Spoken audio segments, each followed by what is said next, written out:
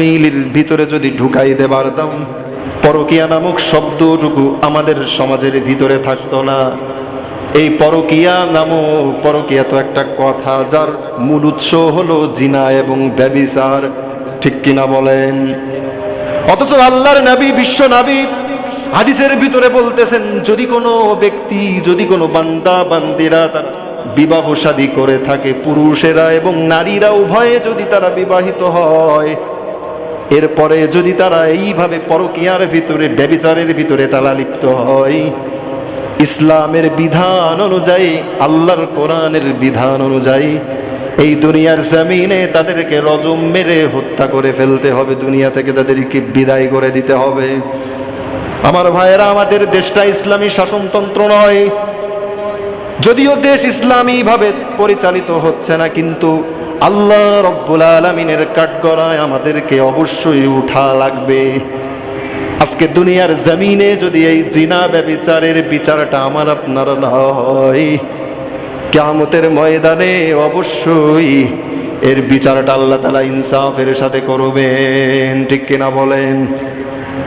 এজন্য ভাইরা, আসুন আমাদের যাদের স্ত্রী আছে, স্ত্রীদেরকে আমরা ভালোবাসবো।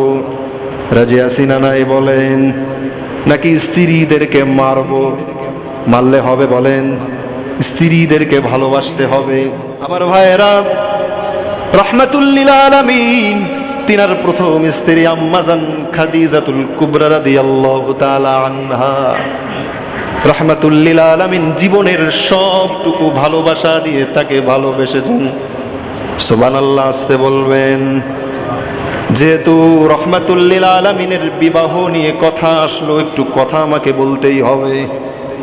আমার ভাইরা, আল্লাহ তাআলা বলতেছেন, ফানকিহু মা তাবা লাকুম মিনান নিসাই মাসনা ওয়া সুলাসা ওয়া রুবা ফাইন খিফতুম আল্লা তা'দিলু ফাওয়াহিদাতান।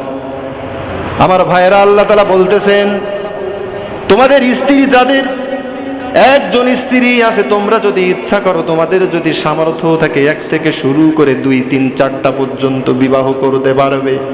কিন্তু আমার নজরে এই পর্যন্ত পড়ে নাই একটা মানুষ দ্বিতীয় বিবাহ করেছে, প্রথম স্ত্রীর সাথে ইনসাফ করেছে, এমন লোক খুঁজেই পাওয়া যাবে না, ঠিক কিনা বলেন?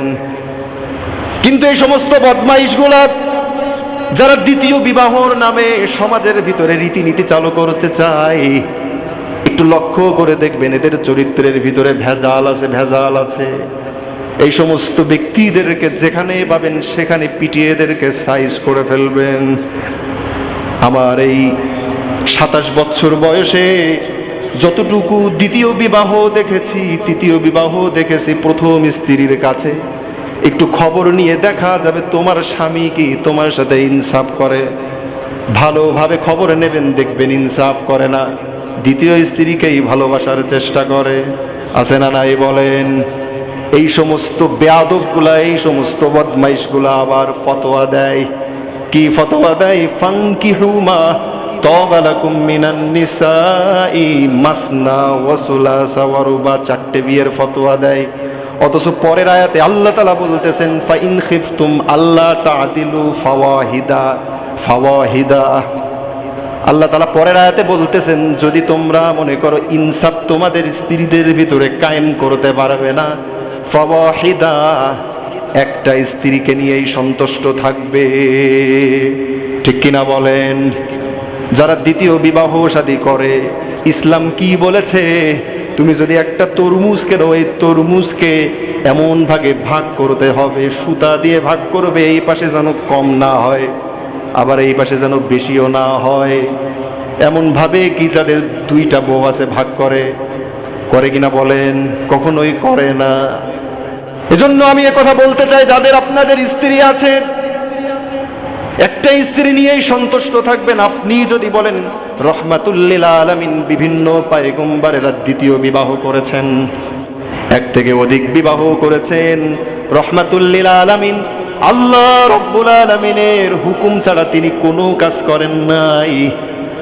আম্মাজান খাদিজাতুল কুবরা রাদিয়াল্লাহু তাআলা আনহাকে এত পরিমাণ ভালোবেসেছেন, খাদিজা দুনিয়া থেকে বিদায় গ্রহণ করেছেন। রহমাতুল লিল আলামিন দাফনের কাজ সমাপ্ত করে রহমাতুল লিল আলামিন গোরস্থান থেকে কবরের পাশ থেকে ফিরে আসে না, কান্না করে। এত পরিমাণে ভালোবেসেছেন রহমাতুল লিল আলামিন। আমার ভাইরা, সেই নবীজি তিনি দ্বিতীয় বিবাহ করার কোনো আকাঙ্ক্ষা ইরাদা করেন নাই। আল্লাহ তাআলা জিবরাইলের মাধ্যমে রহমাতুল লিল আলামিনকে জানিয়ে দিয়েছেন, ও নবী পয়গম্বর, এই পৃথিবীতে আমি আল্লাহ রব্বুল আলামিন আপনাকে পাঠিয়েছি। ও নবী, আপনার মনের মতো এই পৃথিবীতে চললে হবে না। নবীজি, আমি আল্লাহ যা বলবো হুবহু আপনাকে সেটাকেই মানতে হবে। ও নবী, কমও করবেন না, ও নবী বেশিও করবেন না। যদি এর কোনো কিছুই হয়ে যায়, নবুয়তের খাতা থেকে আপনার নামটা কেটে দেওয়া হবে। রহমাতুল লিল আলামিন আল্লাহর হুকুম মোতাবেক প্রত্যেকটা কাজ করেছেন, এমনকি বিবাহ শাদী করেছেন। আমার ভাইয়েরা, আমি বলতে চাই, যেই সমস্ত ফিতনাবাজ মৌলবীগুলা, যেই সমস্ত ফিতনাবাজ আলেমগুলা ইসলামকে বিতর্কিত করতে চায়, তারা এই ধরনের কথাগুলা বলতে থাকে। আমার ভাইয়েরা, আমি আর কাছে এটা বোঝাতে চাচ্ছি যে যদি আপনার সামর্থ্য থাকে, যদি ইনসাফ কায়েম করতে পারেন, বান্দা নামাজই পড়ে না, ও আবার ইনসাফ কেমন করে কায়েম করবে? ঠিক কিনা বলেন?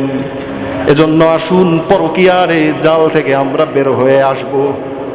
আমরা আমাদের স্ত্রী আছে, স্ত্রীদেরকে আমরা ভালোবাসবো, তাদের অধিকার আমরা আদায় করব। ইসলাম কি বলেছে? ইসলাম বলেছে তোমার স্ত্রীদেরকে তোমরা ভরণ পোষণের ব্যবস্থা করবে, মহারানা আছে মহারানা পরিশোধ করবে, এরপরে তাদেরকে জন্য মনোরঞ্জনের জন্য তাদেরকে নিয়ে ঘুরতে যাবে, সব কিছু করবে ইসলামের সুশীতল ছায়ারেখার ভিতর থেকে। আমার ভাইয়েরা, আবার স্ত্রীদের অধিকারগুলো আছে, অধিকারগুলো আপনারা তাদেরকে বুঝিয়ে দেবেন। এইভাবে যদি আমি আপনি কোরআনের ছায়া তলে থেকে, পরকীয়ার এই জাল থেকে মুক্ত থেকে যদি আমি আপনি বের হয়ে এসে নিজেদের স্ত্রীদেরকে নিয়ে, নিজেদের হালাল সমস্ত জিনিসগুলা নিয়ে যদি আমি আপনি সামনের দিকে আগাই, আমার আল্লাহ রব্বুল আলামিন আমাদের গোটা জীবনকে ফুলের মতো সুন্দর করে দিবেন। সুবহানাল্লাহ।